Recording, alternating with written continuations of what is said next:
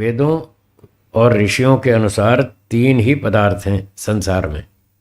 मोटे मोटे मुख्य रूप से तीन पदार्थ हैं। उनके नाम बोलिए: ईश्वर, आत्मा, प्रकृति। बस जो भी है इन तीन में ही है सब कुछ। इन तीन में से एक वस्तु हम हैं, आप और हम। इन तीन में से हम कौन हैं? आत्मा। ठीक है। हम भी अनादिकाल से, हम भी सदा से, हम कोई नए पैदा नहीं हुए, पहली बार पैदा नहीं हुए। ये पहली बार शरीर धारण नहीं किया हमने, पहले कितने अरबों खरबों और भी ज़्यादा, इतनी बार हम जन्म ले चुके हैं और कितनी ही बार मोक्ष में जा चुके हैं। कई लोगों को ये जचती नहीं बात कि हम पहले भी कभी मोक्ष में गए हैं क्या। 2 बार 4 बार नहीं, कितनी ही बार जा चुके हैं, कोई हिसाब ही नहीं है, और आगे भी जाएंगे। जैसे आप सुबह ऑफिस जाते हैं, शाम को घर आ जाते हैं, हाँ या ना, ऐसे ही हम मोक्ष में जाते हैं, फिर वापस आ जाते हैं, फिर चले जाते हैं, फिर आ जाते हैं। एक व्यक्ति ने पूछा कि मोक्ष में जाएंगे फिर वापस भी आना है? मैंने कहा हाँ, क्यों, क्या दिक्कत है? बोले जब वापस ही आना है तो फिर जाने का फायदा क्या? जब वापस ही आना है मोक्ष से संसार में, तो फिर मोक्ष में जाने का लाभ क्या? मैंने कहा आप सुबह ऑफिस जाते हैं, शाम को घर आते हैं। जब आपको शाम को घर आना ही था तो ऑफिस जाने का क्या फायदा, क्यों गए थे?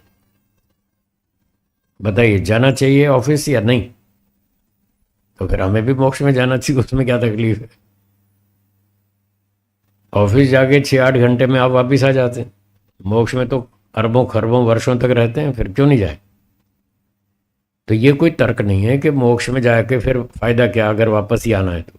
बहुत सारे काम हम करते हैं, हमें पता है बार बार करने पड़ेंगे, फिर भी हम करते हैं। आपने सुबह नाश्ता किया, फिर दोपहर को खाना खाएंगे, फिर क्यों नाश्ता किया था? नहीं करना चाहिए ना। जब आपको पता है दोपहर में फिर भूख लगेगी, तो फिर नाश्ता करने का क्या फायदा हुआ? आप कहते हैं हाँ फायदा हुआ, 6 घंटे तो समस्या हल हुई भूख की, तो 6 घंटे के लिए भी नाश्ता करना ही चाहिए ताकि 6 घंटे दुख ना हो, फिर आगे फिर भूख लगेगी फिर खा लेंगे, शाम को फिर भूख लगेगी तो फिर खा लेंगे। जब आप बार बार भूख लगती है और बार बार खाते हैं, तो बार बार संसार में आएंगे तो बार बार मोक्ष में क्यों नहीं जाए? बिल्कुल जाना चाहिए। तो बहुत बार हम पहले भी मोक्ष में जा चुके हैं, आगे भी जाएंगे, फिलहाल हम इस संसार में हैं। तो अब ये देखना है कि ये संसार कैसा है, हम कौन हैं, कहाँ से आए, कहाँ जाएंगे, ये सारी बातें समझनी है। कौन है संसार को बनाता है, चलाता है, वो समझना। तो इसका उत्तर है ईश्वर इस संसार को बनाता है, चलाता है, और अंत में वही नाश भी करता है।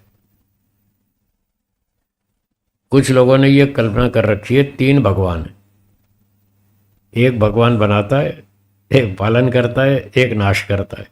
ब्रह्मा विष्णु महेश सुन रखा है ना? ब्रह्मा जी संसार को बनाते हैं, विष्णु जी पालन करते हैं, और महेश जो है वो त्रिनेत्रधारी वो विनाश करते हैं। तो ये बात ठीक नहीं है। 3 भगवान नहीं है, एक ही भगवान। वो एक ही भगवान संसार को बनाता है, वही पालन करता है, वही विनाश करता है। एक ही आदमी है जो तीनों काम करता है। अच्छा, सुनार तो देखा होगा आपने, सुनार सोने के आभूषण बनाता है ना? फिर वो कुछ टूट फूट हो जाए तो रिपेयरिंग भी कर देता है, मेंटेन भी करता है उसको, और उसको तोड़ के फिर नए डिजाइन का भी बनाता है। एक छोटा सा सुनार आभूषण बनाता भी है, उसको मेंटेन भी करता है, फिर उसको तोड़ भी देता है, फिर नया बनाता है। जब एक सुनार छोटा सा 3 काम कर सकता है, तो एक सर्वशक्तिमान ईश्वर 3 काम नहीं कर सकता? वो भी कर सकता है। तो ये सोचना गलत है कि 3 अलग अलग भगवान हैं जो अलग अलग काम करते हैं। ऐसा नहीं है। लोग ईश्वर को जानते नहीं, समझते नहीं। क्यों नहीं समझते? वेदों को पढ़ते नहीं, ऋषियों के ग्रंथ पढ़ते नहीं, इसलिए उनको समझ नहीं आती। इधर उधर की फालतू किताब पढ़ते हैं या फालतू प्रवचन सुनते हैं बिना सिर पैर के, फिर वो भ्रांति में पड़ जाते हैं, भ्रांतियां फैलाते हैं। तो वेदों में लिखा है ईश्वर एक है, 2 3 4 5 10 नहीं है, एक ही है।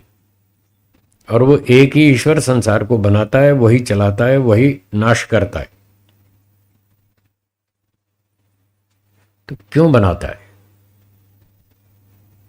इतना बड़ा संसार है, बड़े बड़े वैज्ञानिक बेचारे चक्कर खा गए, उनको समझ नहीं आ रहा कितनी बड़ी दुनिया है। अरबों खरबों ये गैलेक्सीज हैं जो आकाशगंगा बोलते हैं रात को। यहाँ तो नहीं दिखती आकाशगंगा, जंगल में दिखती है। यहाँ अहमदाबाद में तो लाइट बहुत होती है ना रात को, तो प्रकाश के कारण वो दिखते ही नहीं तारे। हमारे यहाँ रोजड़ में आइए, वहाँ दिखेंगे, जंगल में दिखते हैं तारे। एक युवक आया, बीएससी साइंस पढ़ रहा था यहाँ अहमदाबाद में, प्रोफेसर वर्मा जी उसको लाए थे हमारे साथ, वो अपने साथ लाए थे वहाँ रोजड़। तो रात को उसने देखा आसमान में, अरे ऐसा है आसमान, उसने पहली बार देखा। उसको बड़ा आश्चर्य हुआ, 18-20 साल उम्र थी, 18-20 साल में पहली बार उसने आसमान देखा रात को जंगल में। तो इतने तारे दिखाई दिए उसको बड़ा आश्चर्य हुआ, ऐसा है आकाश। तो ये तो बहुत छोटा सा दिख रहा था, आंख से तो 3000 तारे दिखते हैं, ऐसा वैज्ञानिक लोग कहते हैं। खुली आंख से जो हम रात को देखते हैं 3000 तारे दिखते हैं। और इस हमारी गैलेक्सी में 10 खरब तारे हैं, 10 खरब। ये वर्मा जी ने सुना है स्टेटमेंट, साइंटिस्ट वर्मा जी, उन्होंने ये स्टेटमेंट बताया कि 10 खरब तारे हैं, फिर उनके अपने अपने परिवार हैं, स्वरमंडल। ये तो एक आकाशगंगा है जो बताई, 10 खरब स्टार्स। फिर उन्होंने बताया ऐसी ऐसी 10 खरब आकाश गंगाओं का वैज्ञानिक लोग पता लगा चुके हैं। 10 खरब आकाश गंगाएं, हर एक में इतने इतने तारे, इतने इतने सूर्य। तारा मतलब सूर्य। और फिर कहने लगे अभी तो हमने आधी दुनिया देखी है, अभी तो आधी और बहुत सारी है। हमारे टेलीस्कोप फेल हो गए, हमारी मशीनें फेल हो गई, आगे हम देख ही नहीं पा रहे, बहुत लंबी चौड़ी दुनिया।